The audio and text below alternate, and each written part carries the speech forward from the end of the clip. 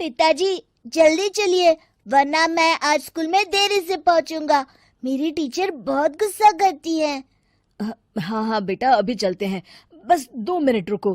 तभी रमेश की पत्नी कमरे से बाहर आती है और रमेश से कहती है, सुनिए जी, आज शाम को आप ऑफिस से जरा जल्दी घर आ जाइएगा।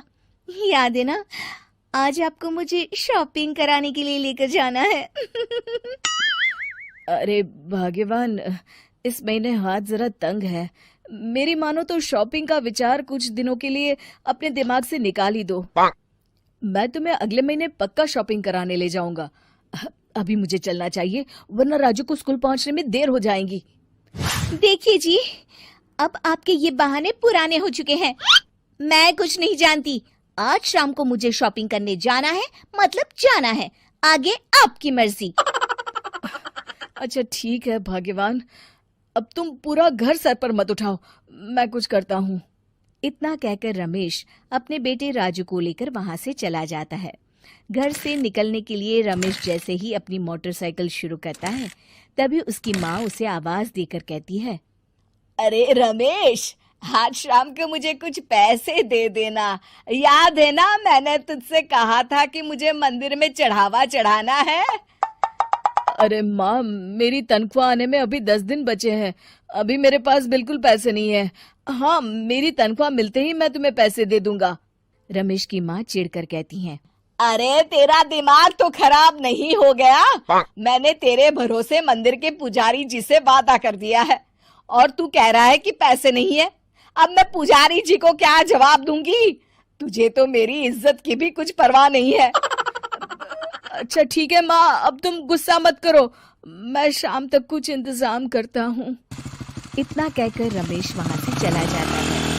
फिर दोपहर को जब रमेश अपने दफ्तर में बैठा होता है, तब उसे अपनी पत्नी और माँ की बातें याद आती हैं। रमेश अपने दफ्तर के एक साथी मोहन से कुछ रुपए उधार मांगता है। अरे भाई मोहन, मेरा एक छोटा सा काम कर दो, मुझे कुछ रुपयों की सख्त जरूरत है। मुझे कुछ दिनों के लिए क्या तुम रुपए उधार दे सकते हो? अरे रमेश भाई, मैं तुम्हें पैसे उधार तो दे सकता हूँ, लेकिन मुझे वक्त पर पैसे लौटा देना। वैसे भी मेरा मानना है कि दोस्ती यारी में कभी पैसों का व्यवहार नहीं करना चाहिए। ये कहावत तो तुमने सुनी ही होगी कि उधार प्रेम की कैंची है। मैं नहीं चाहता कि पैसों को लेकर हमारा रिश्ता खराब हो। अरे मोहन, तुम बिल्कुल चिंता मत करो, मैं तुम्हारे पैसे वक्त पर लौटा दूंगा। फिर मोहन रमेश को पैसे दे देता है। शाम को घर आकर रमेश कुछ पैसे अपनी माँ को देता है और साथ ही अपनी पत्नी को भी शॉपिंग कराने बाजार लेकर जाता है। रमेश की पत्नी और उसकी माँ का स्वभाव जरूरत से ज्यादा खर्चीला होने के कारण दोनों हमेशा बेवजह पैसे खर्च करती हैं। फिर एक दिन, सुनिए जी, अगले हफ्ते हमने छुट्टियों में कहीं बाहर जाने का प्लान बनाया था। आपने पैसों का इंतजाम कर लिया ना? अरे अभी कहाँ, अभी तो मेरे पास बिल्कुल पैसे नहीं है। हम कभी और चले जाएंगे। देखिए जी, मैंने सभी सहेलियों से कह दिया है कि मैं बाहर घूमने जा रही हूँ। अगर मैं नहीं गई तो सब मुझ पर हंसेंगी। आप कहीं से भी पैसों का इंतजाम कीजिए जी। इतना कहकर रमेश की पत्नी वहां से चली जाती है। वहीं दूसरी तरफ रमेश की माँ भी तीर्थ यात्रा जाने की जिद करती है और रमेश से पैसे मांगती है। फिर अगले दिन रमेश एक सेठ से पैसे उधार लेकर अपनी पत्नी और बेटे को घुमाने ले जाता है और अपनी माँ को भी तीर्थ यात्रा पर भेज देता है। लेकिन जैसे ही रमेश अपनी छुट्टियां बिताकर वापस आता है, कर्जदार उसका जीना मुश्किल कर देते हैं। इतना ज्यादा कर्ज एक साथ अपने ऊपर देख रमेश काफी परेशान रहने लगता है। फिर एक दिन राजू की स्कूल की फीस वक्त पर न भर पाने के कारण रमेश को स्कूल में बुलाया जाता है। स्कूल के प्रिंसिपल साहब रमेश को सख्त हिदायत देते हैं कि अगर वक्त पर स्कूल की फीस नहीं भरी गई तो उनके बेटे का नाम स्कूल से काट दिया जाएगा। अपने बेटे की स्कूल की फीस भरने के लिए रमेश अपने दोस्त गिरधारी से कुछ पैसे उधार ले लेता है और स्कूल की फीस भर देता है। रमेश की माँ और उसकी पत्नी खर्चे और घर की जिम्मेदारी संभालते संभालते धीरे धीरे रमेश पूरी तरह कर्ज में डूब जाता है। और तभी एक दिन दफ्तर में काम करते समय रमेश की तबीयत अचानक बिगड़ जाती है और वो बेहोश होकर गिर पड़ता है।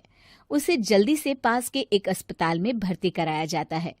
रमेश के घर वालों को ये बात पता चल जाती है तो वे सभी अस्पताल पहुंचते हैं। अस्पताल के डॉक्टर साहब उन्हें बताते हैं, देखिए, देर रात तक जागने और जरूरत से ज्यादा काम करने की वजह से इन्हें चक्कर आ गया था। बेहतर यही होगा कि इन्हें कुछ दिनों के लिए पूरी तरह आराम करने दिया जाए। रमेश की हालत देखकर उसके बेटे राजू को बहुत गुस्सा आता है और वो अपनी दादी और माँ से कहता है, माँ, दादी, मैं इतना छोटा हूँ, फिर भी मैं इतना समझता हूँ कि पिताजी दिन रात दफ्तर में काम करके पैसे कमाते हैं। पिताजी अकेला पूरा घर संभालते हैं और आप दोनों अपने फिजूल के खर्चों के लिए उन पर दबाव डालते रहते हैं। आज पिताजी की हालत के जिम्मेदार तो आप दोनों हैं।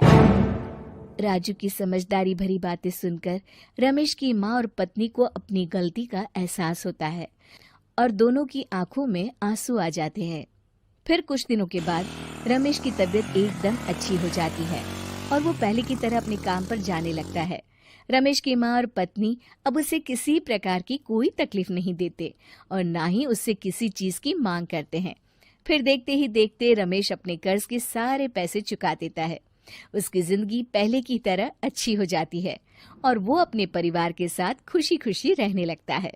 शिक्षा, हमारे रिश्ते एक तराजू की तरह होते हैं जिसकी दोनों ओर जिम्मेदारी और समझदारी का वजन बराबर होना चाहिए।